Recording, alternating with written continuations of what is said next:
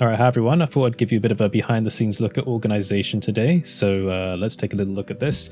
So somewhat recently, kind of like in the last few months or so, I made a big switch over to Notion from ClickUp, which I was using for productivity. And I really like Notion because it kind of acts as like a wiki database as well as a task tracker. So it's really nice to keep hold of all of the information as well as like the general tasks I want to work on for different projects. It's also really easy to kind of share all this with other people as well. So what we have here on the left side is my actual just Notion database, my main dashboard where I keep track of absolutely everything. So you can see all of this here. We've got task management, general tasks, daily logs, series building, video projects, freelance calendar, Discord, policies, enrichment, AI, Patreon, research and development. We've got like resources for like the main product packages, add-ons and tools, miscellaneous stuff, and idea logging. So idea logging's for like if I'm randomly out and about and I have an idea, then I can just like quickly go onto this on my phone and put the idea in there. And then we have stuff like the Studio Future, and then there's some extra stuff down here. This need to respond section should be full of all the people I need to respond to, but I've just gotten rid of that for now. There's also some extra useful information and some notes about benefit tiers for volunteers. Anyway, so this is something I don't really show people because it's kind of like a really kind of personal behind the scenes thing, and there's a lot of sensitive information on here, or information I would consider sensitive. But I figure it might be interesting to like let you see what kind of stuff I look at when I'm preparing videos. So for example, if I go to video projects here, we end up with my like main video tracker page. And this is essentially where I can keep track of all the videos which are active. So say for example, I was planning to make a video and we'll say it's like the next Blender projects one, then I'll do like community roundup. And I generally like make some notes in here about the main talking points I want to talk about in the video. Although a bit of a disclaimer there, I don't do that for the community roundup ones because I check a different page for that, which I'll show you. But the idea is that as I record these and edit them, I'll move them along the columns. And then the last column is waiting to publish, because that's like the last phase where it should be before it gets uploaded. And then once it's done, I click and I drag it to the published video archive page here, or the abandoned one if I give up on the video, which does sometimes happen. So we can click on these and have a look. Like if I click on published video archive, you can see all the videos here which were published. So this is a combination of the main channel and the studio channel ones. So you can see that here, that's a Blender Projects one, that's a studio one, and yeah, just a variety of different ones. And then in the abandoned one, we have a studio video, which was just a video talking about my opinions on everyday artworks, which is generally a positive opinion, but I just didn't like how I was speaking in it. Like I didn't think it was formulated very well. So I might try and do that one again in the future. So yes, and then I have the active idea list here, which I can expand and collapse. So I'm not going to show you all those ideas, but that's not the only place to keep ideas. These are just like the ones which I'm taking a bit more seriously. There is a video ideas page where I just like throw every possible idea that I have. So going back to the main dashboard here, there is a page called daily logs, and that's what I've got open here on the right. So daily logs is just like a way of me keeping track of everything I do on specific days. So I'll make a new log every single day, and I'll basically just make bullet point notes of what I've done so I can keep track of what happened. And again, though a lot of this is private, I can just show you one example I've got here down in the 7th of June. I've picked out because this was a particularly productive day. So you can have a look at the kinds of stuff I got up to. So created space for Easy BPY cookbook in the delegation page at the request of Joshua, added procedural patterns to the series building product updates column so we can keep track of new content prior to a wider announcement when it's ready. So what that's referring to is I have a page here called series building and planning, where we basically plan different series of videos or newsletters and stuff like that. And it's a place for me to keep track of updates which have happened in projects. So when I was updating procedural patterns recently, there was a section in here for that so we could have a look at what had changed. Noted the recent community video in the newsletter column of the series building page. That would be here, this one here, trying to keep up with the content output of it this time. So basically, once I see that there's enough stuff for a newsletter in this column and that it's all been noted, then I know that now it's time to put a newsletter out. Same thing with like the community projects column here. Once I have enough projects which have been properly noted, then I know that it's time to make a community projects video. So it's a place basically to keep track and see whether there's enough content to actually make a video or a newsletter or like a project update video for like any one of these particular things.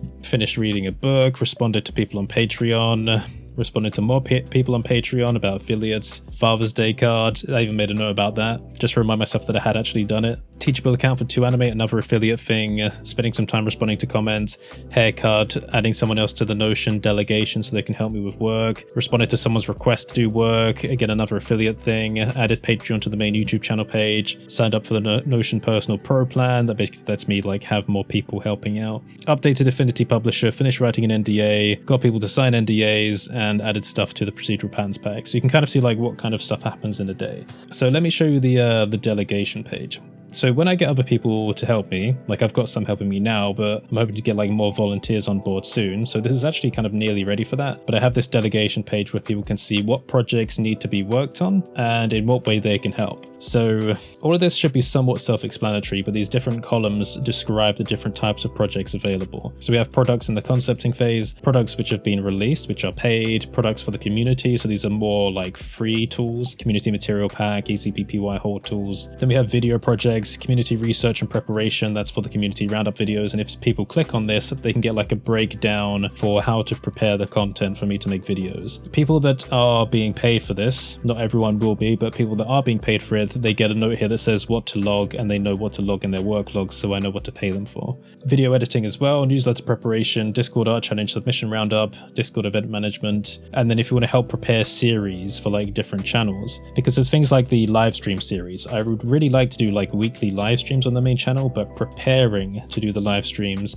that's a bit challenging. Like I need a list of things which I can talk about, so that will help me be like a bit of a guide. So if there's someone that wants to actually help put the live stream series together, they can do that. Again, they'll go back to this series building page where we track all the content for doing these different types of videos, and then they have their own column here so I can see what's available to talk about. So I'll know that we have enough content to do a live stream. So there are a couple of notes here. Track everything you do in a work or volunteer log. We'll create Google Sheets document for you upon request. Your Google email will be required to share the document with you. This will help us in the following ways. For volunteers, this will allow us to track your total contributions and increase your benefit tiers appropriately. For work contributors with paid agreements, this will help us to log what you are owed at the end of the month. So that's basically just to say that we're keeping track of what people are doing. I also have like a link on the database here for a shared drive folder. So this is for like sharing larger files. We have a Discord server, an affiliate database, an idea bin where people can throw their own ideas and stuff. And so for a lot of these projects as well, they have their own independent pages. So if you go to EasyBPY, there's an EasyBPY page here where we can track different tasks and see what needs to be done. So people will be given access to that if they're like intending to take part in the project. So that was like the main delegation page for where we get other people on board. But again, like most of this database is just private to me. So as you can tell, there's like a fair amount of complexity which goes behind this. Like it's a really big wiki if you want to think about it that way.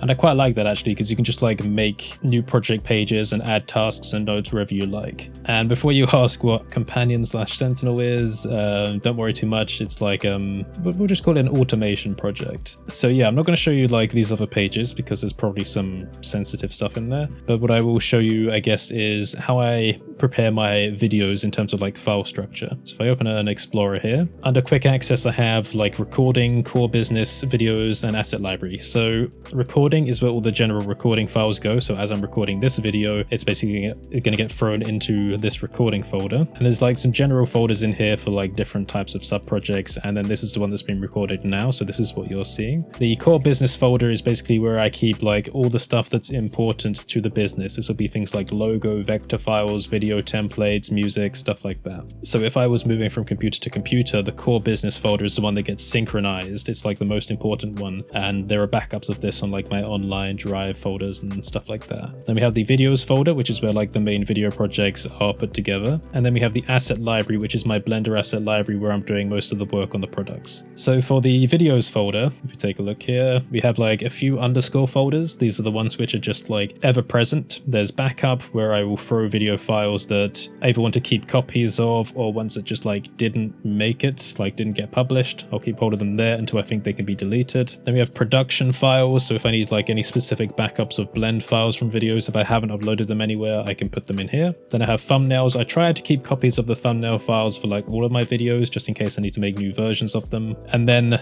down like here, this is generally where the videos are made. And when video projects are done, I tend to delete them pretty quickly, but they'll hang around in here for a little while. And the ones which are V underscore basically mean vlog. So these are going to be the second channel videos. So for example, V underscore AI art, this is going to be the one on the second channel, which is the should 3D artists be worried about AI art one. So if we go in here, there are like 4 folders here, and it's pretty much the same structure for every single video I do. There's admin, export, premiere, and recording. As I say, it's the same for every project. If we go into admin, we can see AI art underscore thumb, and like the naming convention will be the same. There's a description notepad file there for for like doing the YouTube descriptions. Sometimes there's a Blender Nation folder in here as well. So if I'm preparing to post a video to the Blender Nation website, I have like a template for doing the graphic for that. We have the export folder. This is where the exported video file goes. This is like quite a heavy file, 5.2 gigs. Then we have the Premiere folder, which is the template for doing the like actual editing. So this will be copied over from my core projects folder, which has like all the templates. So I'll copy it into here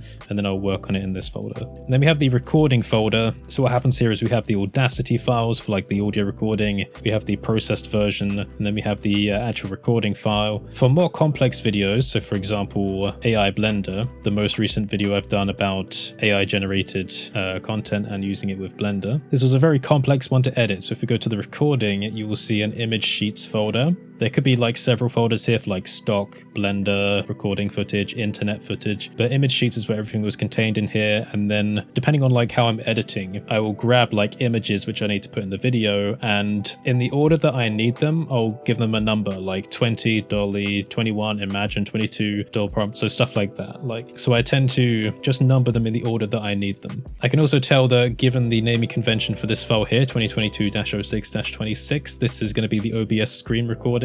These two are going to be the face recordings from the new camera, and this one's going to be a face recording from the Canon camera instead, because like all these cameras and recording softwares have different naming conventions for their files. So you get used to kind of looking at those names and immediately knowing what they are. So that's general video layout. And then as I say, like I would tend to take copies of the thumbnails. If I copy those, put them in here, and then I can delete the actual like video folder. When I'm in the process of making the videos as well, sometimes I like copy and bank these up to my SSD. So I'll like open up another file explorer for that. Oh no, accidentally copying something. There we go.